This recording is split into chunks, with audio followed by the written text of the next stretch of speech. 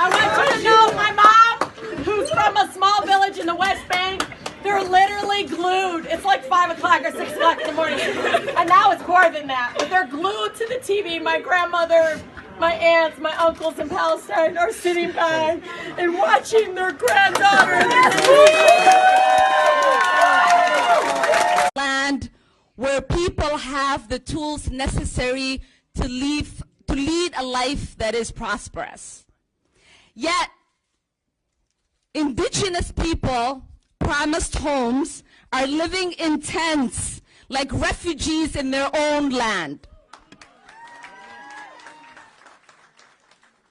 Millennials promise the American dream if they study hard enough, only to find that